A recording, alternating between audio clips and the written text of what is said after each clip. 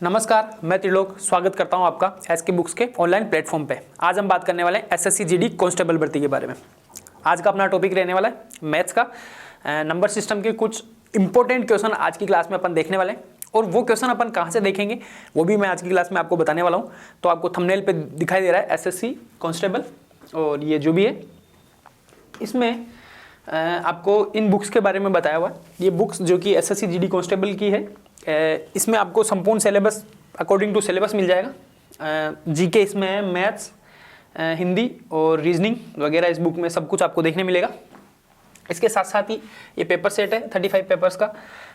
इसकी भी हमने आपको इन्फॉर्मेशन दे रखी है कि इसमें ये पेपर्स अगर आप पूरा सिलेबस करने के बाद में अगर आप ये पेपर सोल्व करते हैं, ये पेपर सोल्व करके आपकी जो तैयारी है आप उसको और ज़्यादा मजबूती इसमें प्रदान कर सकते हैं। ठीक है, इसके साथ साथ में आज इम्पोर्टेंट जो अपना जो क्लास है आज की, इस बुक से रिलेटेड क्लास है।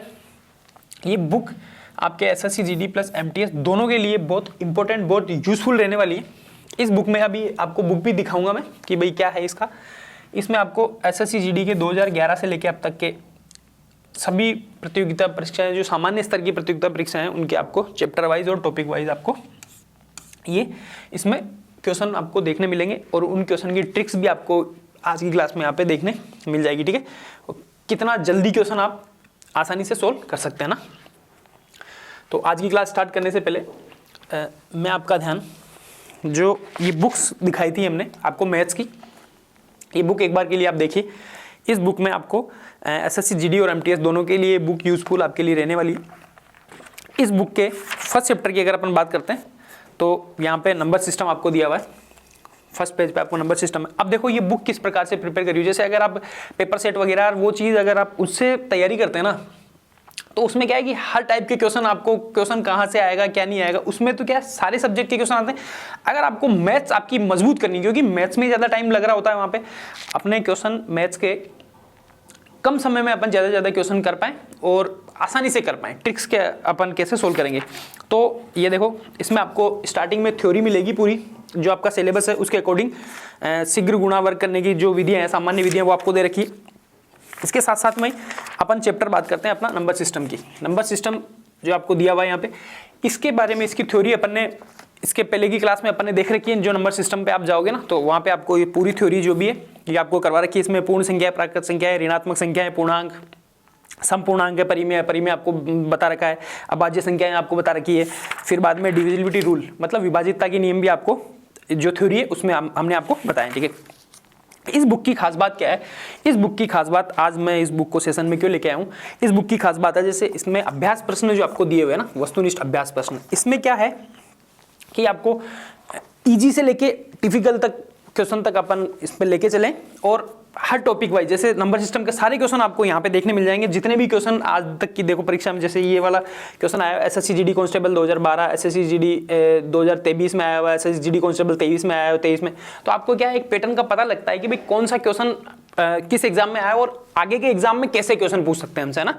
तो इस बुक को लेने से क्या एक फ्रेम बन जाता है माइंड में कि यार नंबर सिस्टम के इस टाइप के क्वेश्चन आपसे पूछे जा रहे हैं। और आपको आज के सेशन में मैं आपको जो एक एक टाइप के अलग अलग क्वेश्चन मैं आपको करा देता हूँ, उससे क्या है कि आपकी प्रिपरेशन अच्छे से हो जाएगी। और फिर आप ये बुक लेके और आपकी तैयारी है ना, जैसे जो क्वेश्चन बाकी बचे ना वो क्वेश्चन आप सोल्व करेंगे, तो आपको एक कॉन्फिडेंस बिल्ड हो जाएगा कि यार मैंने ना एसएससी जीडी में जो अब तक के क्वेश्चन आए हुए थे ना, वो मैंने सारे निकाल लिए। तो इस हिसाब से आप अपना इसमें तैयारी करेंगे। तो इसमें आप देखेंगे इसका ये जो बुक है, ये देखना, इस बुक का क्वेश्चन नंबर 2 संख्या प्रणाली वाला नंबर सिस्टम वाला क्वेश्चन नंबर 2 नंबर क्वेश्चन अपन देखते हैं। इसमें क्या दिया हुआ है, 8, 16, 20 और 32 से विभाज्य सबसे छोटी संख्या याद करो। 8, 16, 20 और 32 से विभाज्य सबसे छोटी संख्या।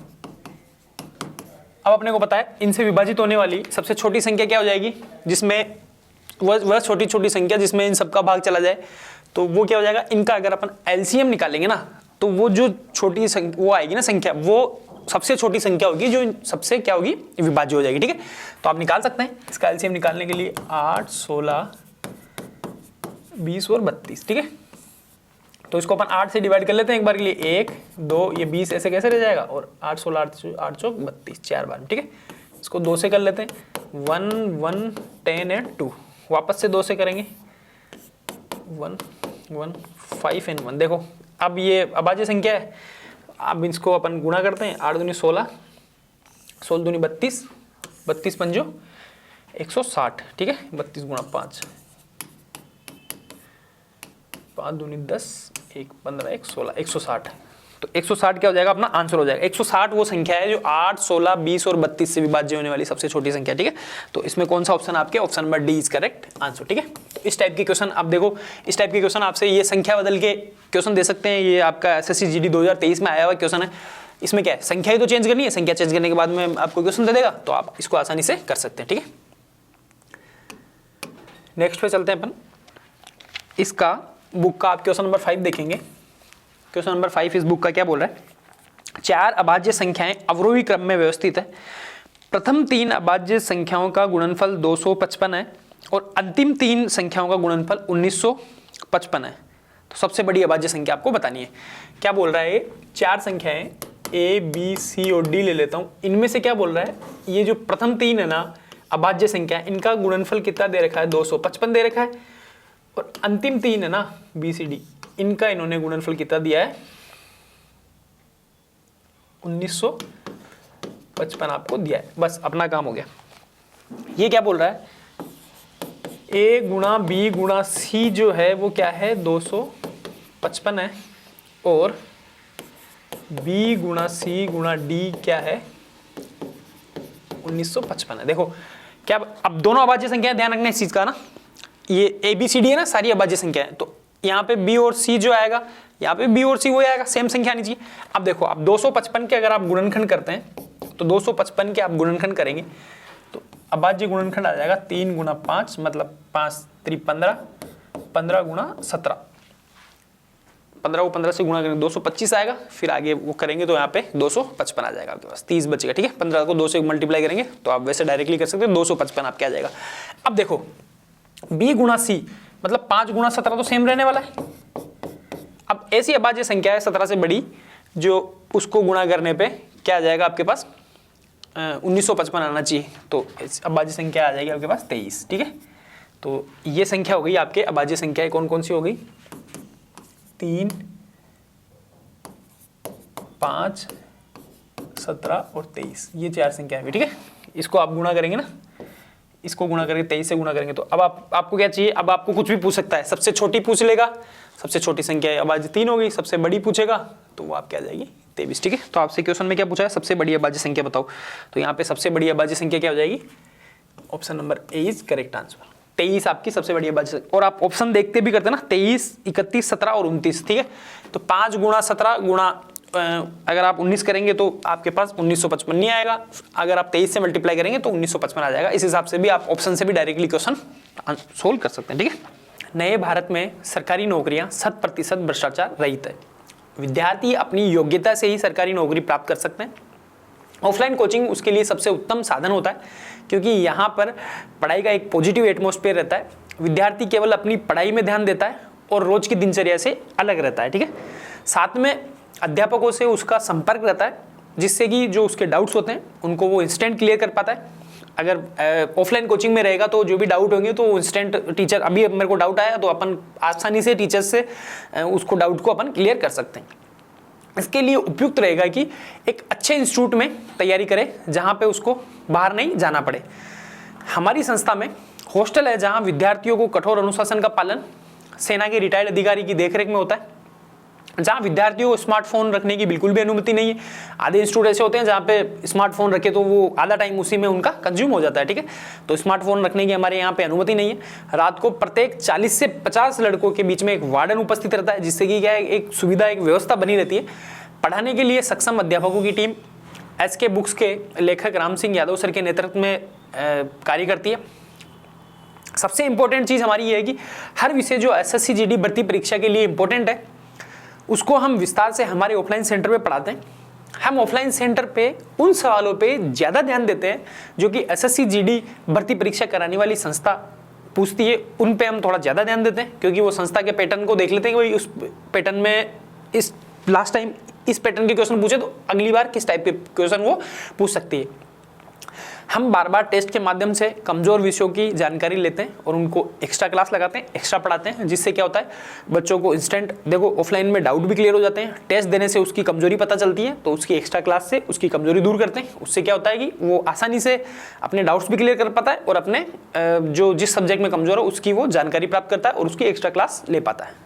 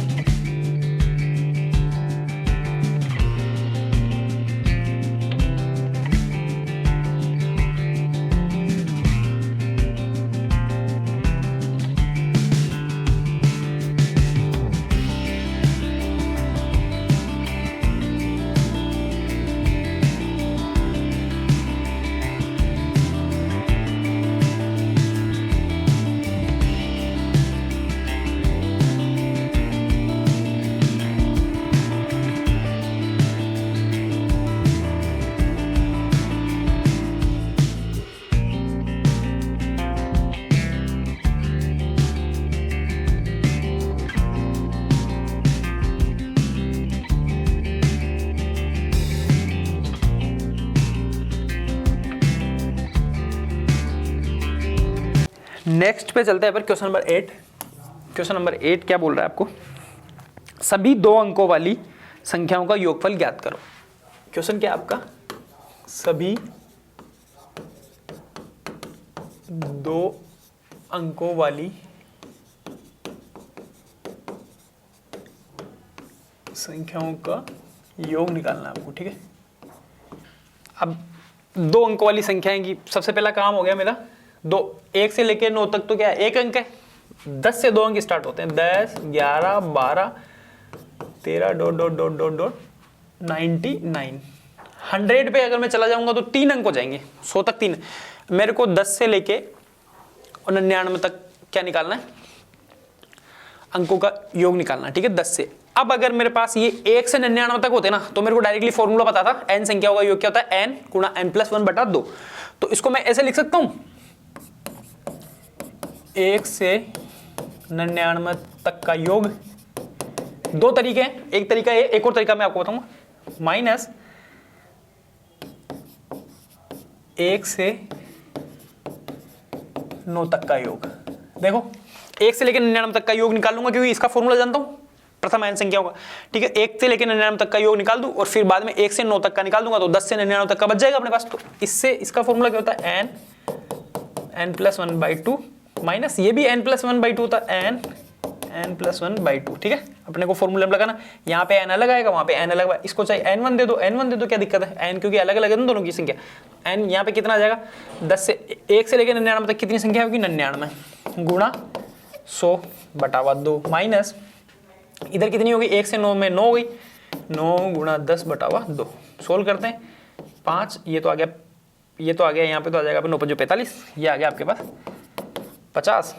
तो इसको आप मल्टीप्लाई करेंगे, 1 0 तो आ गया, 9 45, 4 हाथ का 45, 4 49, 4950 माइनस 45, ठीक है। तो यहाँ पे क्या आ जाएगा आपके पास, 4905। ये अपना योग आ गया। ये कौन सा ऑप्शन है आपके, 4905, ये ऑप्शन आपके बी। तो 8 नंबर में क्या आ जाएगा, option number B is correct answer. एक तरीका तो ये है, ये अपन जानते हैं डायरेक्टली, या फिर एक आप समांतर श्रेणी से भी कर सकते हैं, ठीक है।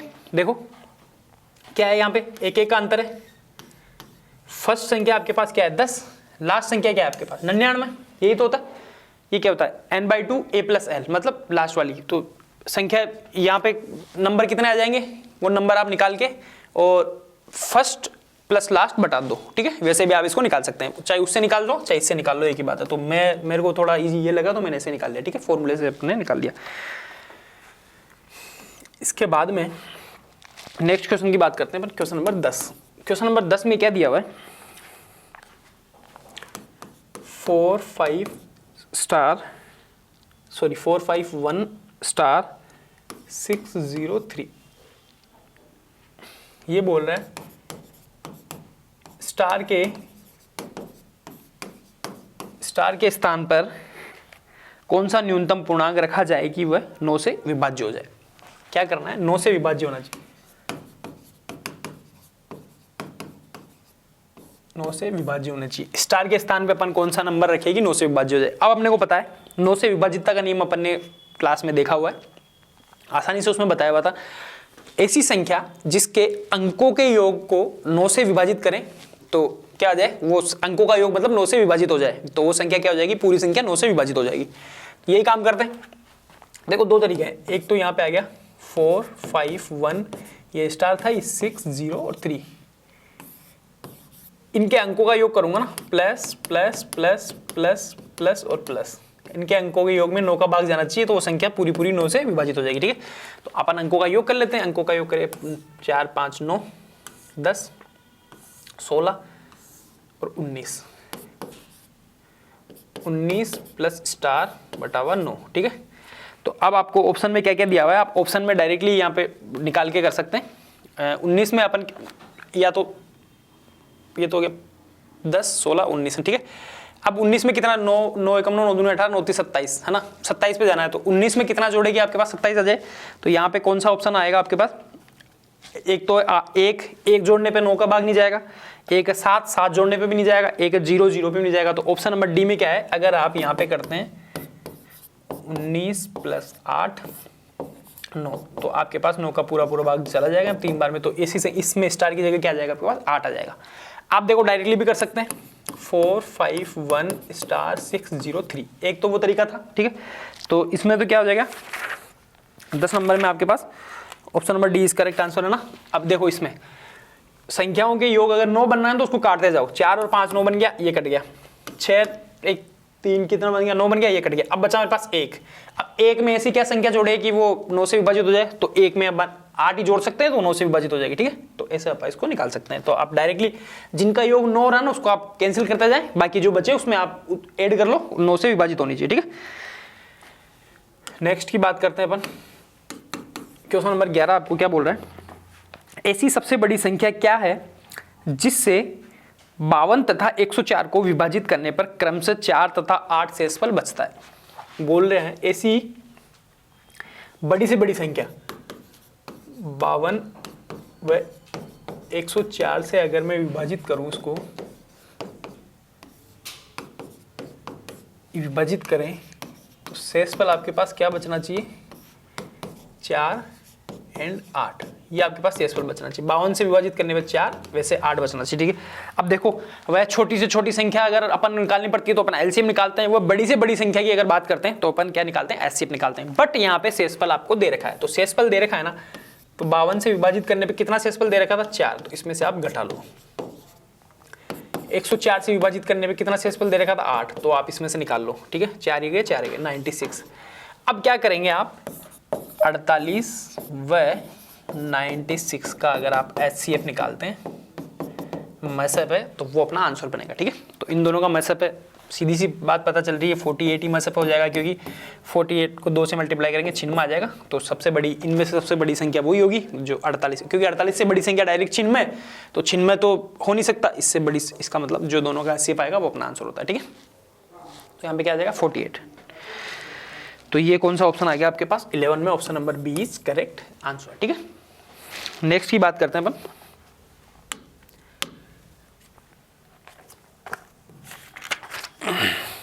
नेक्स्ट क्वेश्चन है आपके पास क्वेश्चन नंबर 14।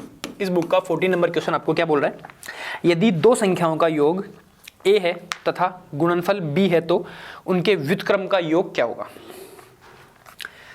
क्या दिया हुआ आपको, दो संख्याओं का योग, दो संख्या मान लेता हूं, एक x है एक y है, x प्लस y आपको क्या दिया हुआ a, और गुणनफल x गुणा y आपको क्या दिया हुआ है b, ये आपको क्वेश्चन में इंफॉर्मेशन दी हुई, उनके व्युत्क्रम का योग क्या होगा। अब देखो संख्याएं क्या थी, संख्याएं क्या मानी अपन ने, x और y मानी, तो x का व्युत्क्रम क्या हो गया 1/x प्लस y का व्युत्क्रम क्या हो गया 1/y, ये अपने को निकालना है, ये अपने को निकालना है। तो अपन निकाल लेते हैं एलसीएम। एलसीएम क्या आ गया xy, यहाँ पे क्या आ गया y प्लस x इसको आप ऐसे भी लिख दो, x प्लस वाई लिख दो, चाहे y x लिख दो। तो x प्लस वाई की क्या वैल्यू अपने को दे रखी है a, x गुणा y की वैल्यू क्या दे रखी है b। तो अपना आंसर क्या आ जाएगा a अपॉन b। ठीक है, आसानी से आपको जैसे जैसे क्वेश्चन में अगर आपको जो दिया हुआ है ना उसके हिसाब से अगर आप क्वेश्चन सोल्व करते हैं, जैसे जो जो स्टेप आपको दी हुई है, तो आपका आंसर आसानी से निकल जाएगा। ठीक है, तो यहाँ पे क्या आ जाएगा आपका 14 में सी नंबर आंसर दे रखा है ना, 14 में option number C is correct answer. ठीक है, ये कौन से ऑप्शन, ए अपॉन बी कौन से ऑप्शन में आपको मिलेगा वो आपका आंसर हो जाएगा। नेक्स्ट क्वेश्चन क्या है, क्वेश्चन नंबर 17। क्वेश्चन नंबर 17 में आपको क्या दिया हुआ है, 8 6 3 3 5 स्टार एंड 6, ये आपको दिया हुआ है। ठीक है, ये बोल रहा है स्टार के स्थान पे मैं क्या लगाऊं कि ये संख्या पूरी पूरी 11 से विभाज्य हो जाए। तो आपको 11 से विभाजितता का नियम आना चाहिए। 11 से विभाजितता का नियम क्या कहता है, इसके सम स्थान के अंक और विषम स्थान के अंकों का अंतर अगर अपन निकालते हैं तो वो संख्या क्या होनी चाहिए, 11 से विभाज्य होनी चाहिए या फिर 0 होना चाहिए। तो वो संख्या क्या हो जाएगी, पूरी पूरी 11 से विभाज्य हो जाएगी। ठीक है, तो अपन देखते हैं सम स्थान वाले अंकों का अगर अपन टोटल करते हैं तो ये आ गया आपके पास 8 3 11 5 16 और 6 22, माइनस अंतर निकालेंगे अपन 6 और 3 9, 9 प्लस स्टार। ठीक है, तो यहाँ कर दूं 9 प्लस स्टार। ठीक है, अब देखो यहाँ पे आपके पास ऑप्शन से अपन इस क्वेश्चन को आसानी सोल्व करेंगे। ऑप्शन में 1 2 3 एंड 5 क्या थे, 1 2 3 एंड 5। अब देखो आप अगर स्टार की जगह 1 पुट करता हूं तो 9 प्लस 10 22 में से 10 गए तो 12, जो कि 11 से विभाजन नहीं होता, तो ये ऑप्शन खत्म हो गया। ठीक है, इसकी जगह अगर मैं 2 पुट करता हूं, 9 प्लस 2 11, 22 माइनस 11 बराबर 11 बचता है, तो वो 11 से विभाज्य होता है, तो अपना आंसर 2 बन जाएगा। ठीक है, option number B is correct answer. Next की बात करते हैं, मैं 3 ऐड करता हूँ, 9 और 3 12, 12 में से 22 में से 12 निकालेंगे तो 10, वो भी 11 से विभाज्य नहीं होता, और 9 और 5 14, 22 में से 14 निकालेंगे तो वो भी 11 से विभाज्य नहीं होता। तो ऐसी संख्या अपने को ढूंढनी है स्टार की जगह, तो स्टार की जगह 2 आएगा, 9 प्लस 2 11, तो ये आपका आंसर आसानी से निकल जाएगा। ठीक है ना, तो option number B is correct answer. Next question की बात करते हैं, क्वेश्चन नंबर 23 आपको क्या बोल रहा है, 4 इंटू 38 इंटू 764 इंटू 1256।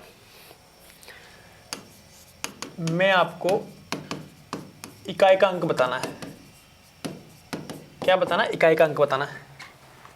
इतना गुणा भाग करने बैठ गए तो अपना पेपर निकल गया। ठीक है, इकाई का अंक निकालने के लिए आपको एक ट्रिक मालूम होनी चाहिए। इकाई का अंक देखो, आप सबको किसी को भी मल्टीप्लाई करेंगे तो इकाई का अंक तो वही आएगा ना जो पहले नंबर से गुणा हो रहा होगा, वही तो अपना इकाई का अंक आता है। तो वो देखो, इसको इसके इकाई के अंक से मल्टीप्लाई कर दो, इसको इसके से कर दो, इसको इसके से कर दो, जो अंक आपका इकाई का अंक आएगा वही आपका अंक रहेगा। पूरी संख्या को गुणा करने की जरूरत नहीं है। ठीक है, अब देखो 6 गुणा 4 कर दिया 24, इसमें भी पूरा 24 लेने की जरूरत नहीं है, 4 ले लो, 4 इंटू 8 32, इसमें भी पूरा लेने की जरूरत नहीं है, खाली 2 ले लो, 2 को वापस से 4 से मल्टीप्लाई करा 8। ठीक है, 2 गुणा 4 8, तो इसका पूरे का मल्टीप्लाई आप करके देख लो, उसका इकाई का अंक कितना आ जाएगा, 8 आ जाएगा। तो ये कौन सा है, 23 में option number D is correct answer. ठीक है, 23 नंबर में आपका ऑप्शन नंबर डी आसानी से आ जाएगा, क्योंकि आपको इकाई का अंक वो खाली इकाई का अंक गुणा करने की जरूरत है, आपके 24 से भी करने की जरूरत नहीं है, खाली इकाई का अंक लेना उसका भी। ठीक है, नेक्स्ट की बात करते हैं अपन,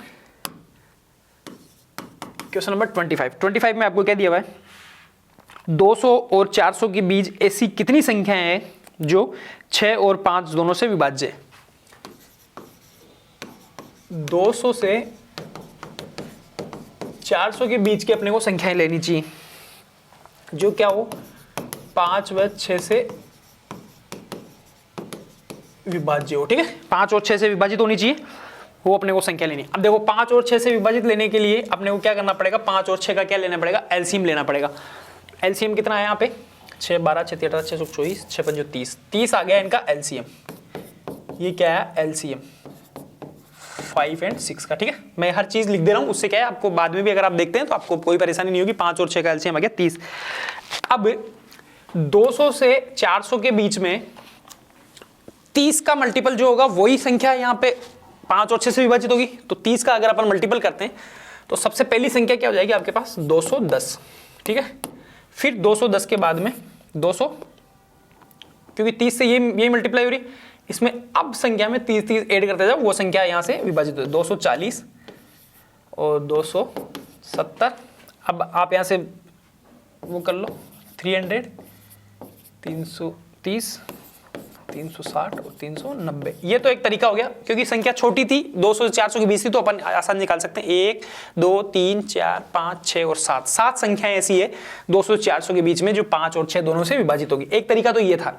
एक तरीका एक और आता है, देखो ये क्या है, समांतर श्रेणी बन रही है, यहाँ पे डिफरेंस कितना आ रहा, 30 का डिफरेंस आ रहा सबके बीच में, तो ये 30 का डिफरेंस आ गया। तो उस तरीके से भी आप इसको सोल्व करते हैं। ये तो एक पहला तरीका हो गया। दूसरा तरीका एक वो भी आता है, उसमें क्या करेंगे आप, an पद निकालना है, an बराबर a plus n minus 1 d, ठीक है। इस फॉर्मूले से आप कर सकते हैं। लास्ट वाली संख्या क्या है आपके पास, 390, a क्या है आपके पास 210 प्लस n आपको निकालना है, तो n माइनस 1 d क्या है, डिफरेंस कितना रहा, 30 का आ रहा है। बस अब आप निकाल लो इसको। इधर से अगर आप निकालते हैं, इसको आगे सोल्व कर दे रहा हूँ, यहाँ से अगर 210 को आप निकाल सकते हो तो कितना आ जाएगा आपके पास, 180/30 ये आ गया बराबर n माइनस 1। तो यहाँ n कितना आ जाएगा आपके पास, ये तो आ गया 6 बार में 6 और एक ये माइनस वाला प्लस जाएगा 7। तो आप ऐसे भी निकाल सकते हैं, दो तरीके बता दिए मैंने, दोनों तरीके से आप निकाल सकते हैं। तो 7 संख्या हो जाएगी। यहाँ पे कौन सा ऑप्शन आ जाएगा आपके 25 में, option number D is correct answer, ठीक है। ऐसे आप इसको आसानी से निकाल सकते हैं। नेक्स्ट क्वेश्चन की बात करते हैं अपन। 41 नंबर क्वेश्चन आप देखिए, इसमें क्या दिया हुआ है, ए वह 3 अंकों की सबसे छोटी संख्या है। 3 अंकों की सबसे छोटी संख्या बतानी है जो 3 4 तथा 5 से विभाजित करने पर क्रम से 1 2 तथा 3 शेषफल देती है। ए के अंकों का योग निकालो। ए के अंकों का क्या निकालना है अपने को, योग निकालना है। जो संख्या क्या है 3 4 और 5 से विभाजित है, ठीक है। शेषफल कितना, संख्या क्या थी, 3 थी 4 थी और 5 थी। शेषफल कितना आ रहा है, सॉरी इनमें से क्या क्या क्या बाहर निकाल रहे थे अपन, 1 शेषफल, 2 शेषफल और यहाँ पे 3 शेषफल, ठीक है। ये देखो यहाँ पे कितना कितना बच रहा है, 2 2 2 2 बच गया, ठीक है। समान संख्या में अगर आपके पास संख्याएं बच रही है, अगर ये शेषफल घटाने पे, तो आप क्या तरीका निकालेंगे, यहाँ से आप लेंगे 3 4 व 5 का आप एलसीएम निकालेंगे। तो इनका एलसीएम आ गया आपके पास 60 आ गया इसका एलसीएम, ठीक है। अब क्या करना है अपने को, आपके पास क्वेश्चन में क्या दिया हुआ था, 5 से विभाजित करने पर 1 2 3 शेषफल देती है, ये निकाल लिया। ए के अंकों का योग निकालो। 3 अंकों की संख्या निकालनी है, तो ये तो क्या है 2 अंकों की संख्या है, तो 3 अंकों की संख्या निकालने के लिए क्या करना है, इसका ही कोई ना कोई मल्टीपल रहा होगा। तो 60 को आप 2 से अगर आप मल्टीप्लाई करते हैं तो 120 आ जाता है। तो ये क्या होगी, 3 अंकों की संख्या होगी। पर अपने को थोड़ी पता है कि भाई ये संख्या सबसे बड़ी होगी, सबसे बड़ी होगी कि नहीं होगी। तो इसको आप क्या करते जाएंगे, इसको वापस से आप मल्टीप्लाई करते जाएंगे, तो अपने को पता लग जाएगा कि भाई कौन सी क्या संख्या आने वाली, ठीक है। तो यहाँ पे क्या है 120 है, 3 अंकों की कौन सी निकालनी थी आपको, 41